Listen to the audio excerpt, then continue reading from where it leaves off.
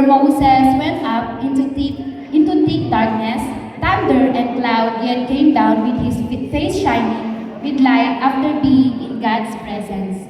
So as for us, we came together covered with darkness, burdened by struggles, doubts, and our limitations, unaware of the purpose and life God had in store for us. But just as He did for Moses, God met us in our darkness. He called us out, revealed Himself to us, and filled us with His light, turning our confusion into clarity, our weaknesses into strength, and our shadows into brightness.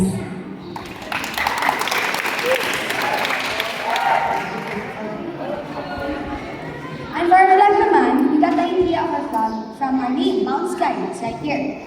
And as you can see, these are mountains up in the sky. You can see it from the clouds.